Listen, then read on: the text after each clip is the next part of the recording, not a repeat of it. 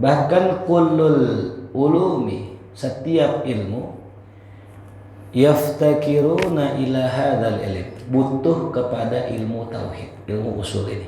Semua ilmu. Wa hadzal ilm yu'ayyid kullal ulum, dan ilmu ini memperkuat segala ilmu. Fikih yang enggak berlandaskan tauhid enggak kuat. Maka dengan ilmu tauhid fikih jadi kuat. Ilmu tasawuf yang enggak berlandaskan tauhid enggak kuat. Maka dengan ilmu tauhid tasawuf jadi kuat gitu. Semua ilmu dikuatkan oleh ilmu tauhid. Nah, cuman dalam prakteknya masyarakat masih belum memahami apa itu ilmu tauhid. Ya. Banyak orang beranggapan seperti ini. Contoh, kalau saya tanya, man khalaqas sama, siapa yang nyiptain langit? Jawabannya Allah. Wa man khalaqal ard, siapa yang nyiptain bumi? Jawabannya Allah. Wa man yarzuquna rizqan, siapa yang ngasih kita rezeki?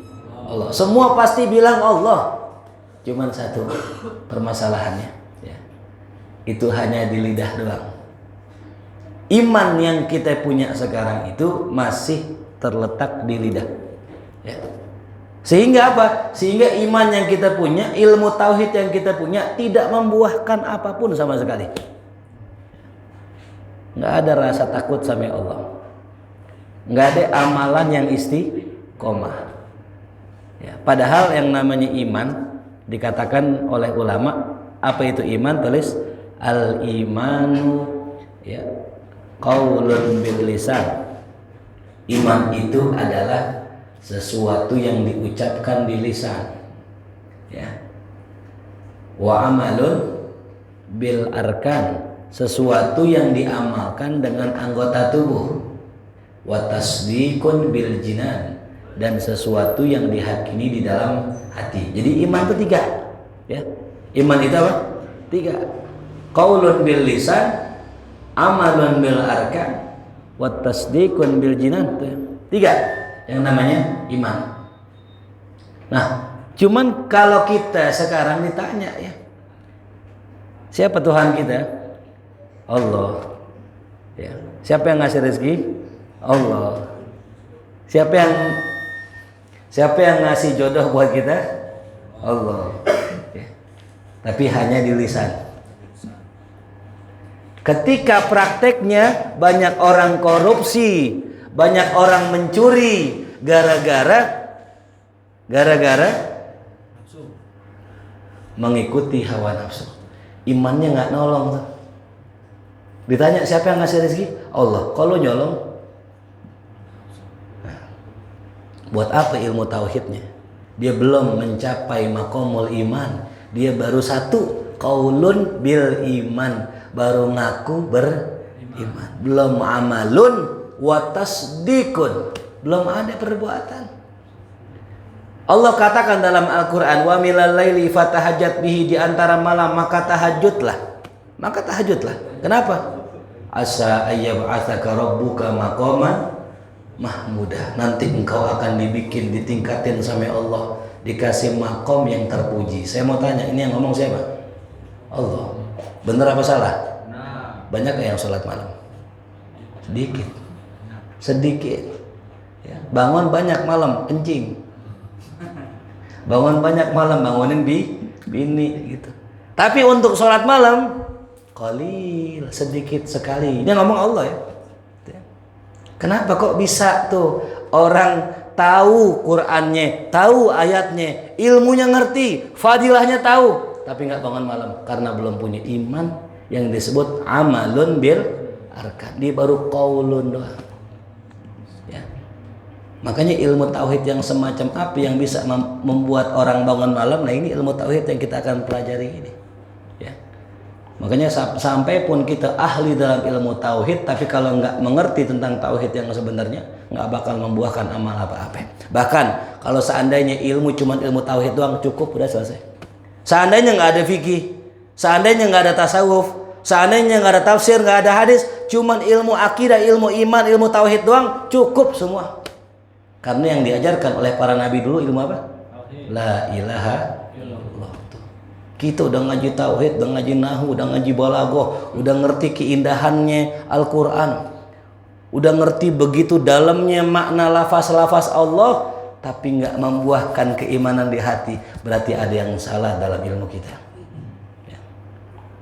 Nggak ada targhib, nggak ada semangat dalam mengamalkan suatu amalan, berarti ada yang salah dalam ilmu tauhid kita. Gitu. Karena tadi iman itu tiga. Makanya kalau belum tiga, belum dikatakan iman. Belum iman. Ya. Harus qaul, lisan, harus amal, harus tasdik. Banyak orang beramal, dia sholat duha, dia sedekah. Dia tahu yang namanya kalau orang sholat duha Allah kasih rezeki, kalau orang sedekah Allah balas. Tapi ketika beramal dia ragu, kok gue udah ngamal kok nggak dibalas-balas sama Allah, kok nggak kaya-kaya, kok nggak cukup-cukup. Nah berarti belum punya tasdik. Qaulnya udah, amalnya udah, yakinnya belum. Maka ingat sekali lagi, ilmu ya tauhid itu tiga, iman itu tiga, ya bukan cuman qaul. Ini sekarang sama ya, kalau ditanya semua orang siapa yang ngasih rezeki, Allah. Ya. Yakin nggak sama Allah? Yakin. Tuh besok nggak sholat subuh, katanya yakin namanya rezeki dari Allah. Tuh. Yakin nggak dengan janji Allah? Yakin. Tuh agak ada yang sedekah, padahal Allah udah janjiin tuh buat orang yang sedekah Allah balas dengan kebaikan, dengan rezeki yang berlipat kan? Bukan berlipat janda, bukan. Ruli berlipat janda dengarnya. Iya manja. Paham? Ya. Maka ya kita ini belum disebut kenal sama Allah. Kita ini belum disebut kenal sama Allah, baru tahu. Baru apa? Tahu. Kalau udah kenal, nggak mungkin ragu sama Allah. Kalau udah kenal, ya. Ada seorang satpam, dia kerja di PHK gara-gara COVID. Kemudian datang tawaran, mau jadi satpam nggak di diskotik begitu. Ini berat gak tawaran nih? Diskotik. Lagi butuh kerjaan lagi, gajinya gede lagi, ambil gak kira-kira? Kalau dia kenal sama Allah, Allah nggak bakal ngasih rezeki yang haram kalau hambanya mau berusaha. Dia nggak bakal tuh ambil kerjaan. Dia nanya sama saya, Ustadz, saya ditawarin jadi satpam di diskotik, boleh nggak Ustadz? Saya bilang jangan. Tadi saya bilang Allah nggak bakal ngasih rezeki yang haram selama hamba mau berusaha. Sabar dulu, sabar. Sebulan nggak kerja. Subhanallah, dapat kerjaan setelah sebulan kerja di rumah Habib. Jadi satpam. Kerjanya ngapain? Nonton TV, tidur, kan nyantai enak tuh. Alhamdulillah tuh. Coba kerja di diskotik, udah ngelayanin orang mabuk, ngelayanin orang buka aurat, ngelayanin orang maksiat. Dosa juga, rezekinya haram. Coba sabar dikit aja. Kita kenal sama Allah, Allah nggak bakal diemin kita.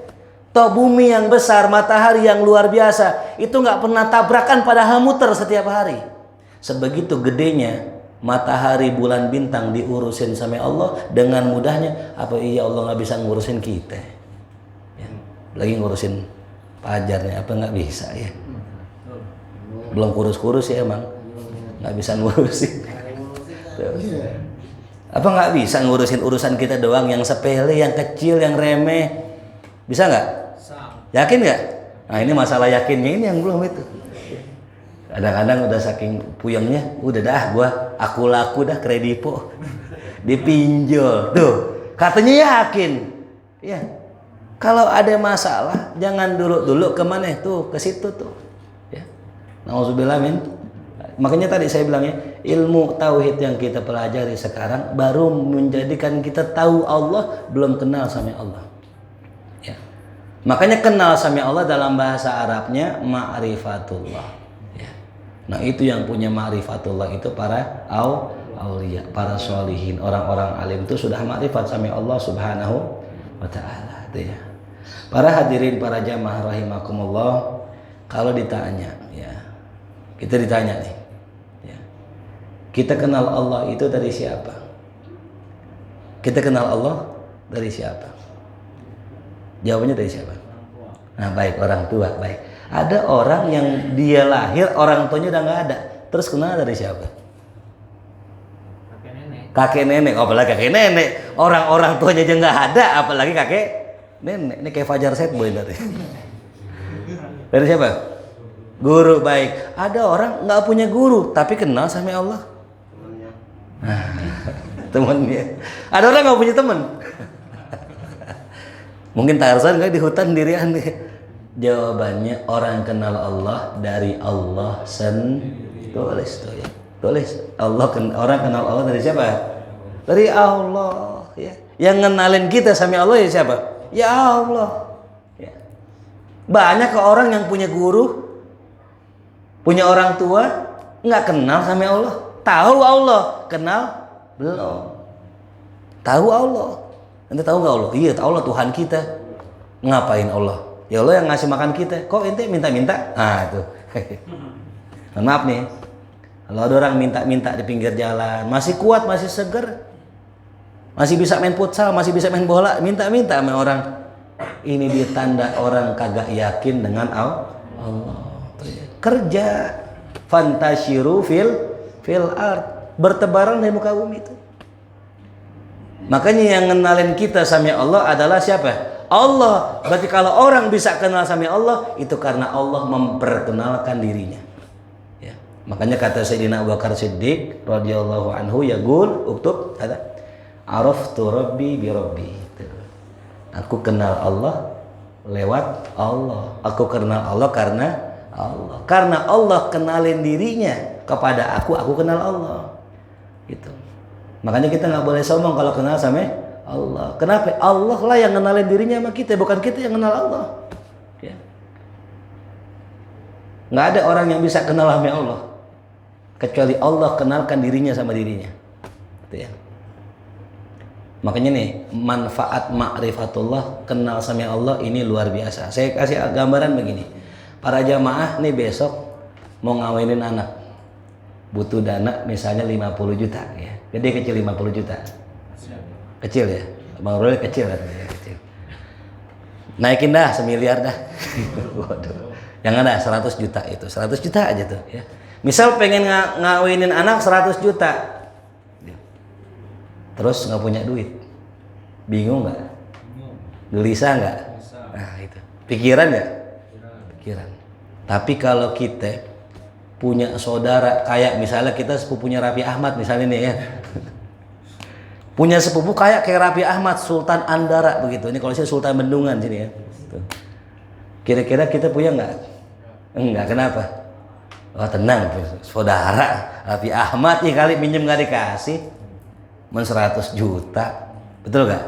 Itu baru punya teman. Sekarang saya mau tanya, orang yang kenal sama Allah, yakin sama Allah, Raffi Ahmad sama Allah menang mana? Hah? Raffi Ahmad sama Allah kayaan mana? Cuman masalahnya apa? Kita nggak berteman sama Allah, kita nggak deket sama Allah, itu masalahnya gitu. Jadinya kita ya gue gimana mau ditolong, gue aja nggak deket sama Allah. Makanya apapun itu kuncinya deket sama. Kalau udah deket sama Allah kagak ada puyangnya. Siapa yang dekat sama Allah? Wali-wali Allah. Inna auliya Allah la khaufun alaihim walahum yahzanun. Para wali itu nggak punya rasa takut, nggak sedih. Kenapa? Dekat sama Allah. Nah, ini kesalahan kita, punya Allah tapi nggak dideketin.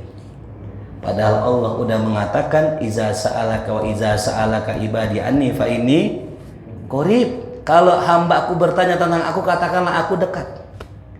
Jadi kita dekat gak sama Allah? Allah dekat gak sama kita? Permasalahannya apa? Kita yang menjauh dari Allah. Ya. Dipanggil sama Allah, hayya 'alas shalah. Nah, ya. Hayya 'alal falah. Datang nggak? Kenapa kita nggak datang? Karena kita nggak kenal sama Allah. Ya. Jelas sampai sini? Nah, jadi araftu rabbi bi rabbi. Aku kenal Tuhanku lewat Tuhanku. Ya. Jadi yang kalau kita bisa benar itu bukan karena kita usaha, bukan. Itu karena karunia Allah. Nih bisa subuh kemarin nih, itu bukan karena kita malam tidur, bukan. Bukan bisa ke masjid, bisa ke musola, sholat subuh, malam gue tidur. Enak aja. Banyak yang malam tidur, paginya kagak bangun. Udah bangun tidur lagi. Ya. Udah bangun kagak ke masjid, kagak ke musola. Gitu. Ya. Jadi kita nggak boleh sombong dengan kita punya amaliyah tuh ya. Nah itulah ya. Maka tadi kita wajib, kata muallif hadal kitab, ya, meyakini Allah punya sifat. Nah sebenarnya sifat yang wajib kita ketahui ada 13. Ada berapa? 13. Hal itu disebutkan oleh Al-Imam As-Sanusi dalam kitab Ummul Barahin. Ya, Imam Sanusi dalam kitab apa? Ummul Barahin, bahwa akidah atau sifat Allah 13. Ya. Nah, asalnya 13.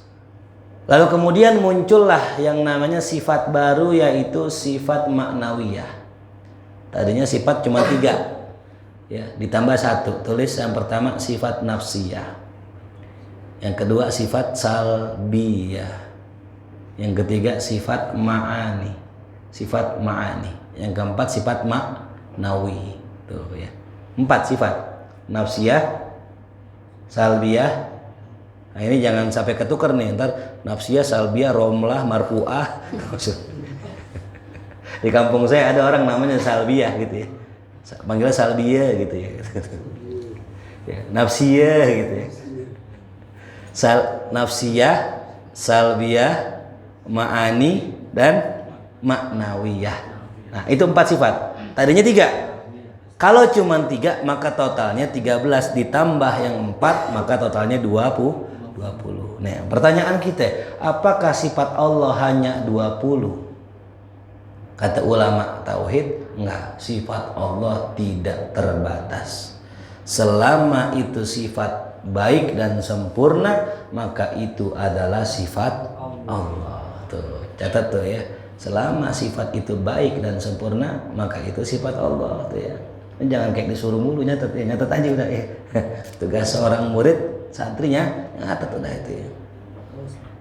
Ditulis baru tulis gitu ya. Ntar kelewat ente. Ya. Kenapa? Setiap kalimat ulama tuh syarahnya luas. Ya. Setiap kalimat ulama syarahnya luas, penjelasannya luas, lebar. Ya. Gitu. Jadi yahtaj ila syarhin, butuh kepada syarah. Ya gitu. Nah, ini yang saya jelaskan tadi ya. Jadi sifat Allah itu nggak cuma 20. Setiap sifat yang mengandung makna kesempurnaan adalah sifat Allah Subhanahu wa ta'ala. Ya. Jadi kalau ditanya berapa sifat Allah? Banyak. Tapi yang wajib kita tahu berapa? 20. Paling banter standar sesuatu dianggap Tuhan kalau punya 20 sifat ini. Kalau nggak punya 20 sifat ini bukan Tuhan, begitu gampang ya. Ada orang nuhanin apa? Menuhankan patung Yesus. Maaf nih. Menuhankan patung Yesus. Saya mau tanya, patung Yesus pantas nggak jadi Tuhan? Nah, apa sifatnya ini? Yang pertama, Tuhan harus wujud, harus ada. Kalau Tuhan nggak ada, bukan Tuhan. Kidam terdahulu, patung Yesus baru apa udah lama? Yang bikin patung sama patungnya duluan mana? Yang bikinnya aja lebih dulu ada ketimbang patungnya. Masa orang menyembah sesuatu yang baru, kan unik ya. Lalu kan gue yang bikin, masa lo gue sembah, kan kocak ini. Orang bikin aqua terus disembah lah kan yang bikin ini ente. Kalau Allah pantas kita sembah, kenapa? Yang bikin kita siapa ya? Kita ini punya orang tua kita punya orang tua sampai Nabi Adam bapak kita semua. Yang bikin Nabi Adam siapa? Pantas gak kita sembah Allah? Ini yang bikin kita. Ada orang orang muhajirin ya. Orang muhajirin itu yang hijrah dari Makkah ke Madinah. Setelah masuk Islam, mereka cerita.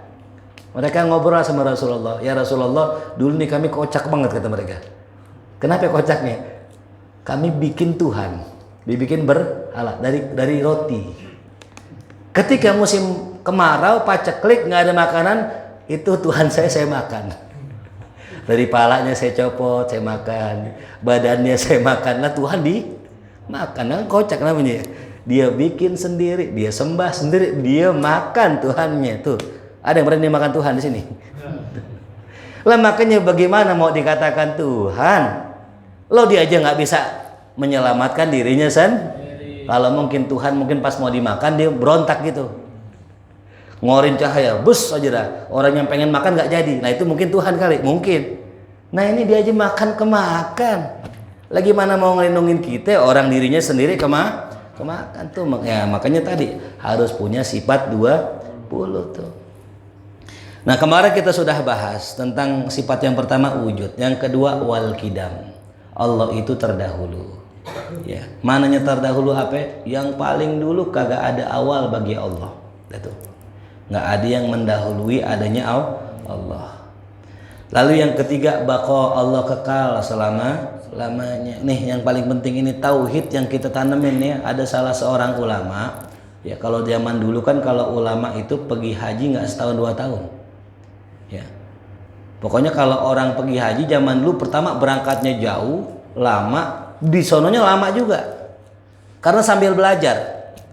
Makanya kalau ada ulama dulu berangkat, dia udah nikah, udah punya istri sama anak, udah istri sama anaknya udah lepas sudah. Gitu. Ya syukur-syukur pulang gitu. Ya, kalau nggak pulang udah innalillah, udah meninggal, pasrah. Makanya orang dulu kalau misalnya mau pergi haji tuh kayaknya dilepasnya pakai apa? Azan tuh. Pakai acara walimah safar. Karena memang dulu Masya Allah, kalau zaman sekarang pergi besok pulang nggak berasa gitu, cepet.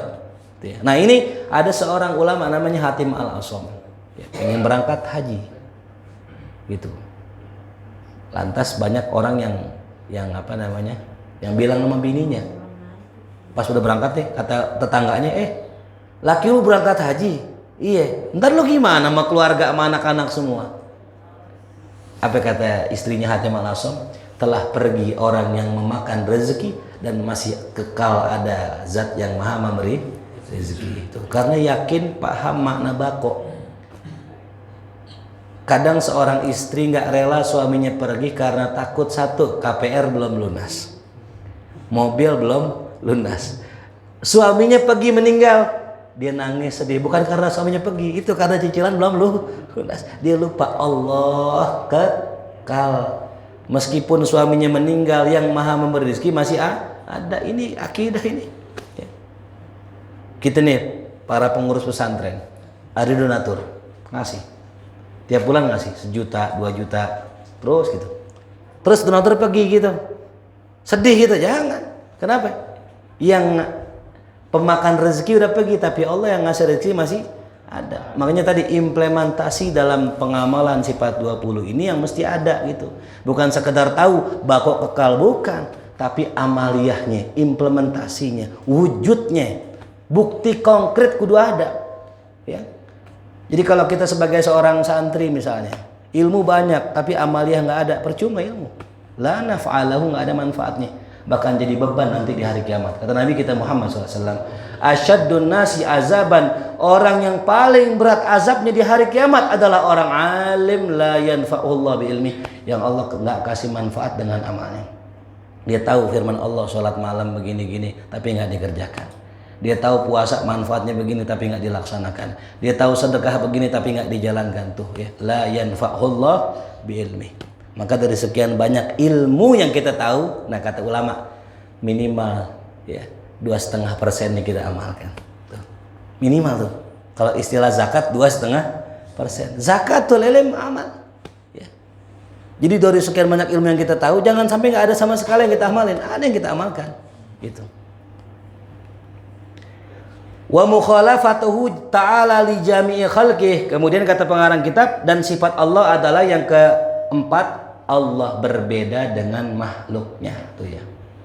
Nah ini sifat kalau kita yakini, kita pegang, nggak bakal masuk Wahabi gitu. Ya. Orang jadi Wahabi nih gara-gara ini nggak mantep dalam akidah mukhalafatuhu lil hawadis. Allah nggak sama dengan makhluknya. Kalau ada yang bilang Allah punya tangan, berarti Allah sama dengan makhluk. Kalau ada yang bilang Allah punya wajah, maka Allah sama dengan makhluk. Kalau Allah dikatakan turun dari langit, maka Allah sama dengan makhluk. Kalau Allah dikatakan tinggal di langit, maka Allah sama dengan makhluk. Nih bab ini nih Ya, mukhalafatuhu lil hawadisi. Pokoknya gini aja gampangnya. Setiap benak kita terfikir tentang Allah, ya tentang tadi ya tentang zahirnya Allah, fisiknya Allah, pokoknya Allah nggak begitu, gitu aja. Ya. Wah Allah besar, ada orang menggambarkan Allah besar. Allah kan maha Gimana besarnya Allah? Ya besar, Allah besar gitu. Untuk tahu matahari besar, iya lebih besar Allah.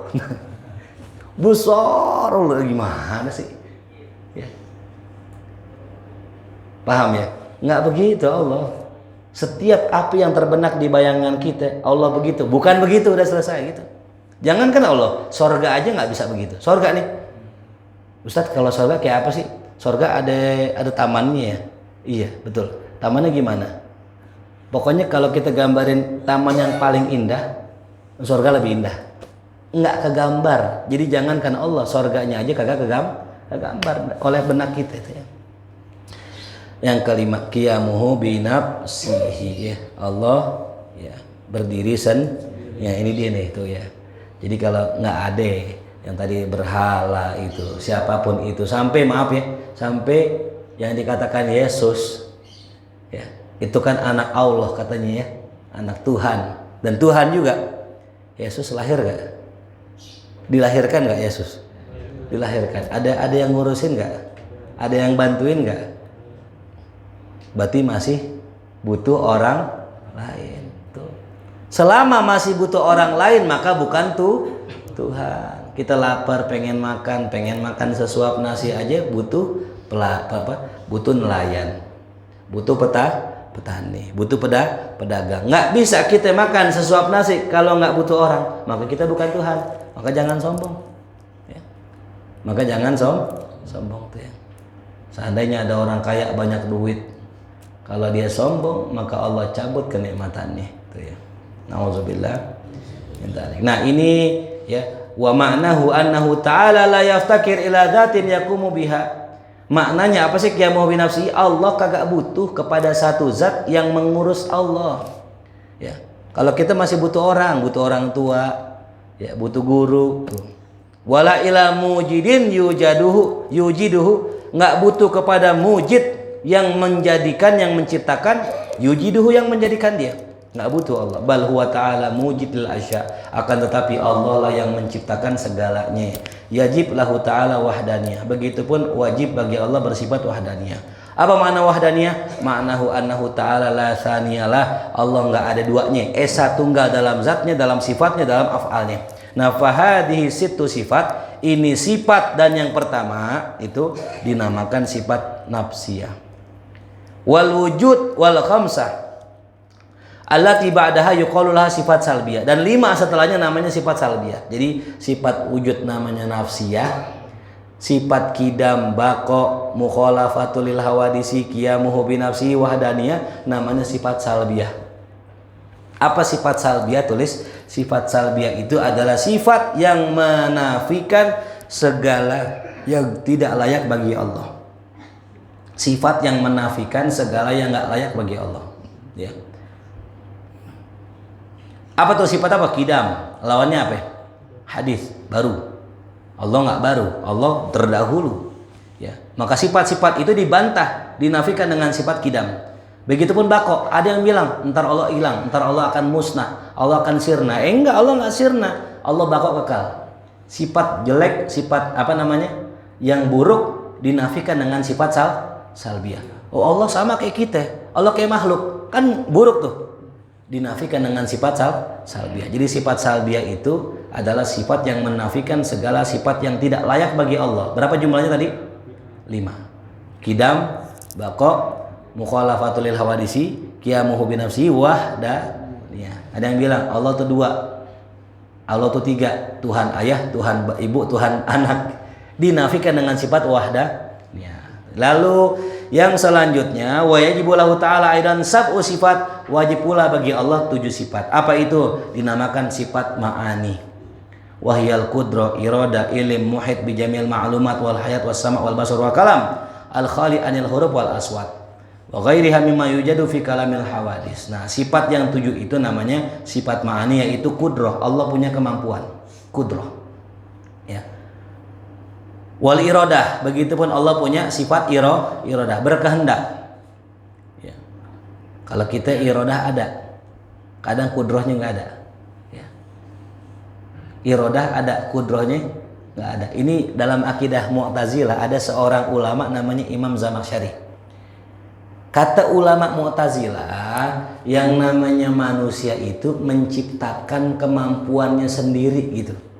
Kalau kita nih ahlu sunnah meyakini kemampuan makhluk diciptakan oleh Allah. Makanya kita minta, ya Allah berikanlah taufik dan apa sih hidayah? Petunjuk. Apa taufik? Kemampuan, kudroh. Ya, jadi kita bisa sholat, yang bikin kita sholat siapa? Allah. Makanya Abi Salam bilang alhamdulillah, bersyukur sama Allah karena udah bikin kita sholat. Bisa haji karena siapa? Allah. Ini akidah sunnah. Tapi kalau Mu'tazilah berkeyakinan lah kita yang bikin sendiri perbuatan kita. Jadi kita mau sholat nih, yang bikin kita sholat siapa? Diri sendiri. Yang ngerubah kita siapa? Diri sendiri. Makanya ada sebuah kalimat apa? Innallaha la yughayyiru biqaumin hatta yughayyiru ma. Allah tidak merubah nasib suatu kaum sampai kaum itu merubahnya diri sendiri. Itu akidah Mu'tazilah. Ya. Bukan ayat yang salah, bukan. Tapi pemahamannya yang salah. Yang merubah kita siapa? Allah.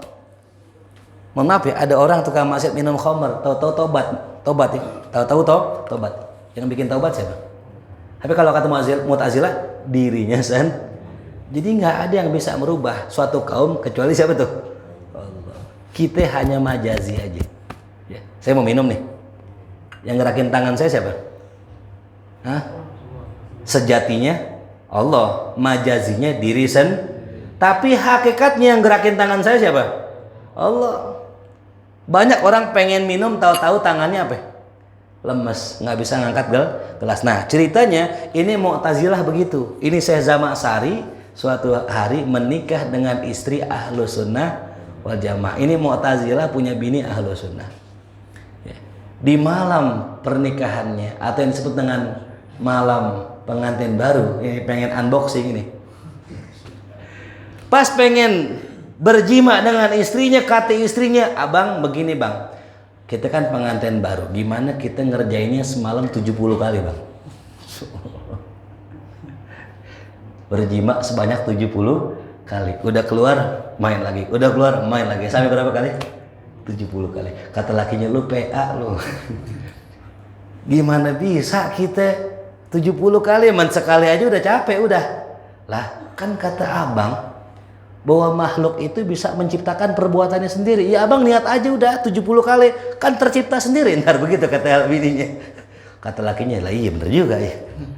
Ya berarti manusia nggak bisa menciptakan apa yang dia kehendaki. Itu bagaimana urusannya Allah. Habis itu tobat dari Mu'tazilah. Cuman gara-gara nikah sama perempuan ahlu sunnah tuh dibantai sama bininya tuh. Pemahamannya sesat, dibantai sama istrinya. Wasilah menikah doang gitu tuh. Kalau makhluk bener bisa bikin kemampuannya sendiri, sanggup tuh 70 kali. Ternyata enggak. Kemampuan kudroh itu milik siapa? Allah. Meskipun kita berkehendak pengen nikah misalnya, pengen berjima 70 kali, tapi enggak terjadi kalau bukan karena kehendak dari, berarti manusia tidak bisa mewujudkan kehendak. Betul. Ini akidah. Mu'tazilah baru sadar tuh, akhirnya taubat tuh kata ulama begitu, gara-gara nikah tuh. Ya makanya baik-baik sama perempuan ya. Kita Islam, Muslim dari kecil Betawi, Tulen, Totok begitu. Kawin sama orang kafir, nauzubillah. Nggak kawin dah, pacaran. Ya, kata bininya, bang, kalau abang mau nikahin ayah, abang harus ikut Tuhan Yesus. Haleluya. Mungkin lu kayak buaya. Akhirnya ikut tuh. Ini kejadian begitu. Ada orang saking demennya dengan orang Nasrani, ini kisah dalam kitab tafsir ya. Gara-gara ngeliat cakep, indah, diikutin, dideketin. Kata perempuan begitu, kalau abang mau nikahin ayah, masuk agama Nasrani. Akhirnya masuk tuh karena sudah sangat cinta dengan tuh perempuan. Tuh hati-hati perempuannya. Nah kalau bisa nyari perempuan yang sepaham sama kita itu ya. Kalau bisa yang demen sama kita itu, biar bisa kita atur ya. Mending kita kawin sama yang demen sama kita daripada yang kita demen sama dia. Kalau kita demen sama dia jadi budak kita. Disuruh-suruh mulu, Bang, ngepel, Bang, cuci piring, Bang. Iya ya, iya, bismillah dah, bismillah. Bang, jangan ngaji dulu, Bang, ya, anterin ke pasar. Iya dah, iya tuh. Kalau kita demen sama bini begitu, tapi kalau bini demen sama kita atur itu. Ntar ya, aku mau ngaji dulu, ntar pulang ngaji baru ke pasar. Iya, Bang, siap gitu. Nikmatnya tuh ya gitu. Cuman masalahnya nggak ada yang mau sama kita, itu masalahnya. Nah, itu namanya sifat salbiah. Nah, kemudian sifat ma'ani itu. Apa sih sifat ma'ani? Namanya ma'ani itu abstrak. Makna. Kan ada konkret, ada apa? Abstrak. Nah, saya mau tanya nih, tisu. Konkret apa abstrak? Ya. Ada sesuatu yang abstrak, contoh yang abstrak. Lapar. Ada yang bisa lihat lapar? Enggak ada. Kenyang, ada yang bisa lihat kenyang? Enggak ada. Ya. Tapi ada sesuatu yang namanya abstrak. Nah, ini sifat-sifat abstrak atau sifat ma'ani adalah sifat yang menetap pada zatnya Allah, yang nempel dengan zatnya Allah. Tuh, contohnya apa? Contohnya ilm, sifat ilmu. Ada gak yang bisa lihat ilmu? Kita duduk bareng-bareng nih.